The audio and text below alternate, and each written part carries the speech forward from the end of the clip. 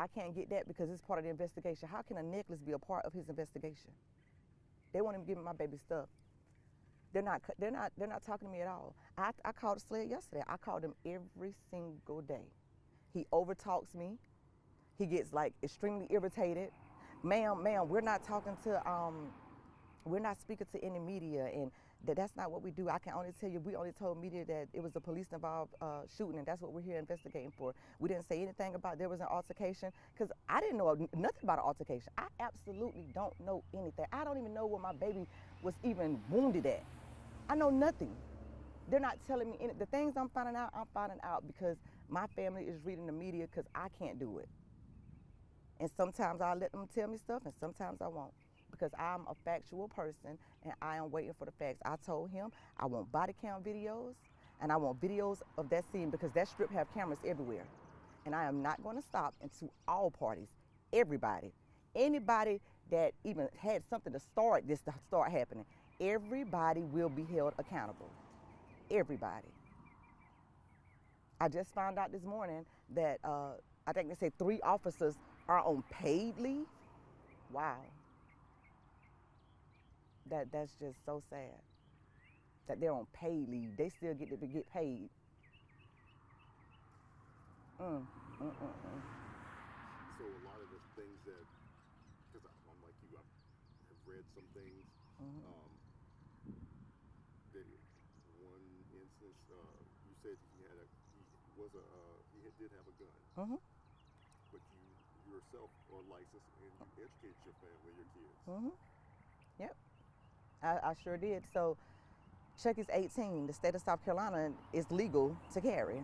I'm licensed to carry, and I told Chucky I wanted him and his brother to both go to the same class I went to. It was a great class in Florence.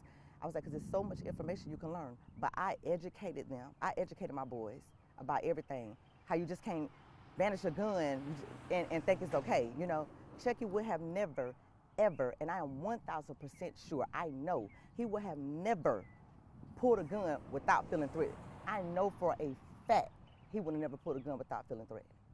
So that's how I know for a fact that someone threatened my babies. He felt threatened for him to even have that gun out. And I know that for a fact. And I'm gonna be honest, I say to have a gun out, but I don't even know if he had his gun out. Sled haven't told me that. Myrtle Beach Police Department haven't told me that. But do I know he had a gun? Yes, I do. Does that justify him being shot and killed with no life-saving measures being done to him? No, it doesn't. It doesn't at all. If you look around, if you look at the news all over the world and everything, it's other people that have guns or brought threat to police, and they get shot in the leg. They get shot in the arm. They get shot, so they still live. They still live to see another day. They still live to grow. My baby don't have that chance. But I will make sure that his good legacy, because my baby was a good boy, and the whole world is gonna know how good my child is. And I say is because my baby is still with me every day. Every day. Every day. It's just so horrible. So definitely just letting people know he definitely wasn't wild and out. Oh no. Can't no one tell you that Chucky was in the streets at all.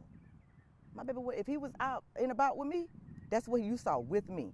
Me, him, his brother, because he thought he was my bodyguard. I'm about to go to Walmart. Hold on, Mom, I'm going. You know I'm your bodyguard. And we laugh about it and stuff. Yeah. Chucky was a good boy. And I'm not just saying, you could go ask anybody in the community. They're going to tell you Chucky was a good boy. He's never been in trouble with the law. The police can't even tell you nothing about his name, been in any incidents, anything. My baby was a great boy, and I'm serious he was, and still is. He was a good son. This is just so sad. It's so sad.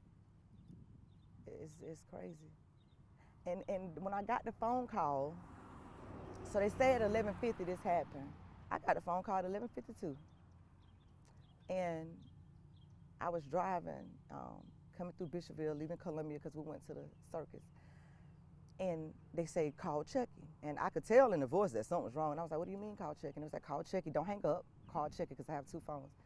So I called Chucky. I said, Chucky's not answering. It was like, call Juice, which is the brother that was with him. And so I called Juice. I said, Juice not answering. I said, what is going on? They said, I don't know. I just heard it was something about a shooting down there, and I don't know, but I think Chucky's hurt. And so I immediately got that feeling in my stomach, the pit feeling. I have a feeling in my gut I can't even explain to you. I still have it to this day. And I called CJ, which is their best friend, like their brother. But my son Jerry had his phone, thank goodness. And he was screaming, he was so distraught, and he was yelling. I'm like, calm down, baby, please calm down, tell me what's happening. And he said, I don't know. I heard gunshots, I ran back, and I saw Chucky on the ground. The police got him in handcuffs, and he was like, they right here beside the car. And I was like, where are you? And he was like, I'm in handcuffs. They in the back of the police car. They got me in the back of the police car. And I was like, what happened? He said, Mom, I don't know. And he was like, but Chucky's sitting right, he's laying right here beside me. They got their knee in his neck. And I'm like, what, you know? And so he tried to show me on FaceTime, like Chucky and stuff. But it was so much and so many police and stuff, like standing around Chucky, over Chucky, on top of Chucky, that I couldn't see. And then he started screaming and yelling and say they just threw a white sheet over him. And all I remember is me throwing my truck in park and jumping out and hollering. I was just hollering and running and hollering and running and yelling. And I was just hollering and running and yelling. And that's all I remember, was just hollering and running and yelling.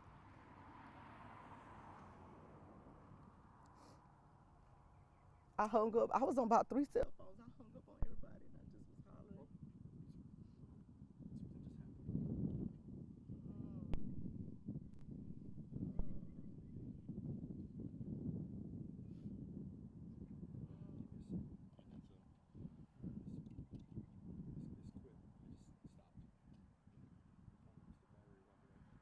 You okay, baby?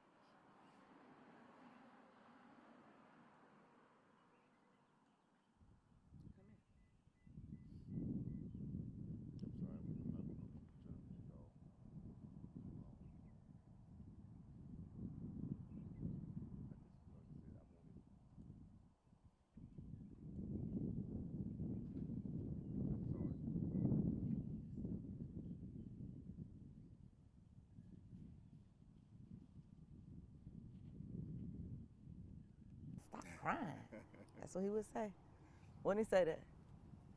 Yeah. Yeah, it was on the mute button, sorry. It's fine. Oh, but It's fine now. okay. You have. Oh, Lord. That was embarrassing. Oh, I'm sorry. No. I wish I'd have got that. I'm sorry. No. I wasn't talking about what you did. I'm sitting there, got a whole bug on my head. It was actually a spider. Oh. Even worse. Ah, You don't like shit. spiders. Honey, my 11-year-old is terrified. He would have been like, Yeah, I don't like spiders either. In the house, my wife kills the spiders, and I get rid of the little water bugs. yeah. It's fine. I got Look, I'm glad you did, because if you'd have got that, trust me, that'd have been like. flipper reel. Yeah. Go ahead. Sorry. Why they did that?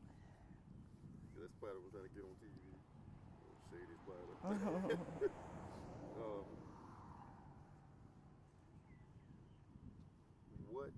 What do you want people to, I'm not going to say remember, when they think of hearing your son's name, whether it's the legal name or Chucky, what do you want people to think about? I want people to know that my baby is 18 years old. Just started his adult life. Literally just started his adult life. He wanted to go to CDL school, just like his uncle, drive trucks, live a wealthy life. Because all my baby wanted to do was make sure mama was good. He wanted to make sure he had all the nice clothes, all the jewelry, and a lot of women. Chucky just, he like I said, he was a praying boy. He was a godly boy, a God-fearing boy. And I want them to know that. Now, Chucky, my baby, is a great boy. And it's so many things I could say about him, but to sum it all up is that he was a great kid. Chucky is so amazing. Everybody loved, everybody that come in contact with Chucky, they'll be like, oh, you raised him so right. He has so many good manners. His mannerism is out this world. I'm like, thank you. He's just so nice. He'll help anybody. We could be in Walmart in a store somewhere, and this could be somebody trying to get something off the shelf. Chucky will go up there and get it off the shelf without nobody even having to tell him. That's the kind of person Chucky was. You know, like what 18-year-old you know these days that actually want to go vote? You don't hear that, especially not in the black community, to be honest. You know, he definitely wanted to make a difference. He wanted to be heard. He wanted to be voiced, and he wanted to make sure that he looked good when he did it. With his jewelry on, he had a smile to die for. Beautiful smile. And it's so crazy because he went through so much pain in his life with his sickle cell that you wouldn't think that he would be like that. But he was amazing. He's so amazing. So he didn't let that define the man. At all. And I made sure that I didn't. I always told him, so recently I told you he just had a crisis, and he told my brother, which is his uncle, he said, yeah, when I go get my blood transfusions, I'll be normal again. I'll be back regular. My brother said, man, you regular anyway. You know, you normal anyway. So, you know, just remembering those good thoughts and happy thoughts and how Chucky did not let nothing bring him down. Nothing. For his 17th birthday, he wanted to go to Jamaica. We went to Jamaica for his 17th birthday. I mean, I took all the kids and we went to Jamaica for his 17th birthday. He had an amazing time up there. So he did anything my baby wanted, he got it, because he deserved it. He was good. He was great. And I want the world to know that. My baby was not a gangster. He was not in any gangs. It was nothing at all like that. And like I said, you can go around, you can ask anybody, and they're gonna tell you that about Chucky. They may know him as Chucky. A lot of people just found out his name is even Jerrius. People didn't know that. They know him by Chucky. Yeah, the good and the bad. He liked the good Chucky on cartoon, and he carried around the Chucky from the movies. Like he still, the doll is in the house. Chucky, my baby Chucky is such a good boy that he walk around with like a little blankie. We got his blankie in there with his Chucky doll. He had a certain section in the house that he sit in, and he used to rock. He used to rock himself to sleep all the time. And he'll sit right there and rock with his little blanket and his snacks. That must be a Libra thing. Yeah. We could be traveling, and Chuck could be in that back seat rocking. You hear the seat, he going. Even at the age of 18, my baby still would be rocking himself to sleep. Yeah. Just quickly, I want to talk about your son.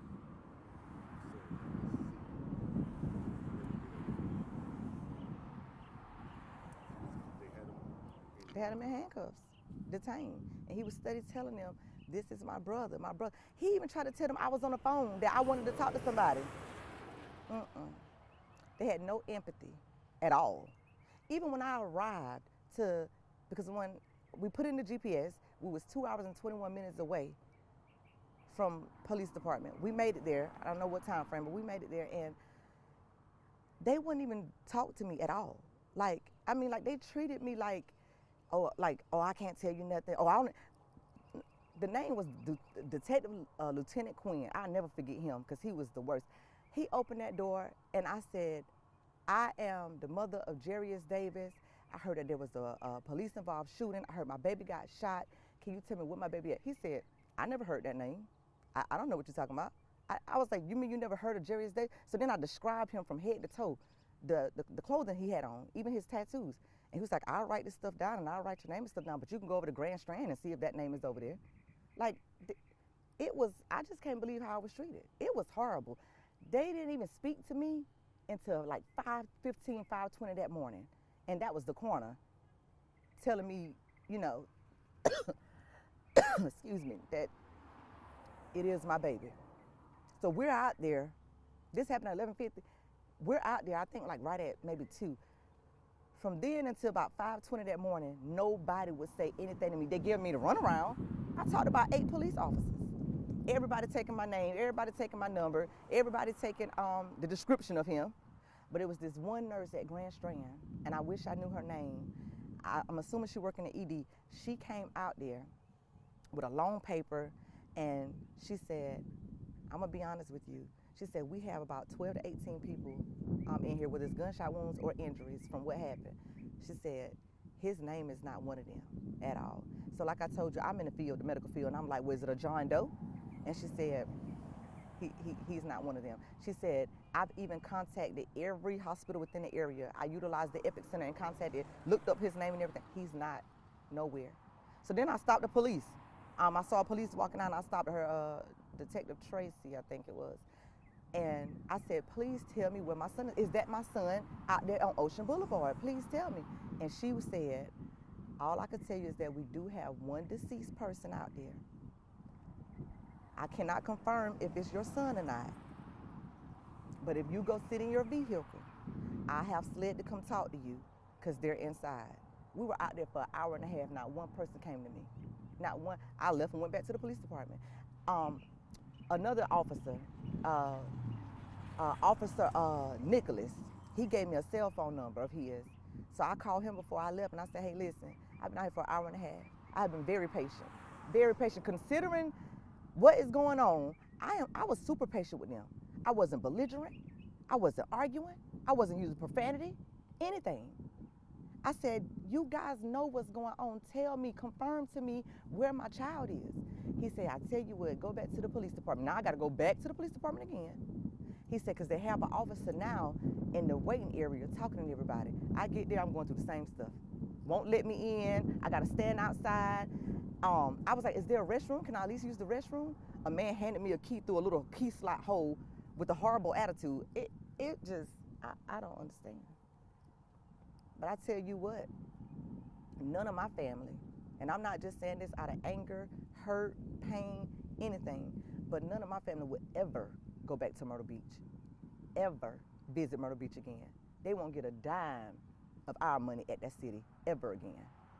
Because it's just horrible how they treated us out there that night. What do you think? Do you think once the mayor sees this interview, especially that part, do you think then she'll finally reach out to you to say, hey, I'm sorry because you put Myrtle Beach down? She said she was more concerned about She is. images instead of reaching out to you. She's more important to her to keep the city looking Good. instead of talking about Instead of showing sympathy and empathy. Reach out now once she sees this? I'm going to be honest with you. I can't honestly say what another person would do, but what she's doing right now is completely wrong. It's horrible. Because just as a human being, just as a person, a citizen, a mayor, you would think they would reach out to the family of the deceased. No, I haven't heard one thing besides her trying to uplift her community. Because she wasn't traditionally a tourist. He was not a tourist. He's from South Carolina. Yeah. He's a We used to go to the beach all the time. We go to the beach all the time. I mean all the time. Whether it be Tanger Outlet, us going to get food, we are at the beach all the time. But that would stop. That would stop. They won't get a dime of our money ever again. I used to tell my kids, see, they growing, they boys, they want to be, with everybody else. I used to tell them, they don't want us down there anyway. When we go to Black Bike Week, there is certain things that you can do, you can't do. We stopped going down there then. So for Chucky to say, he wanted to wait until then, I felt better because I was going to be off. So we could do things as a family, as a whole, But when I tell you, I urge any and everybody, please be cautious if you visit down there. They call it Dirty Myrtle for a reason. And I never felt that way, but honey, now I understand why. Now I get it. And it's horrible. And it's really horrible how they treated us after the fact, knowing what had happened, knowing what had just occurred. Not one person has called me as of yet and gave me any insight on factual evidence of what occurred out there. Not one person from Myrtle Beach. But I'm calling. I'm calling again today. And I'm going to be calling every day. And they'll be hearing from other people as well, because this is not over. I will never, ever let this be over. Not for my good baby. My baby didn't deserve this at all. And I'm going to make sure that the world knows he did not deserve this. My baby was amazing. He still is amazing. He's shining bright right now. My baby amazing. And the world is gonna realize that. They're gonna see his smile everywhere. Because he had a beautiful smile. And they're gonna see that baby smile. Yes, Lord. All right, what I'm gonna do now is I'm gonna stop this real quick.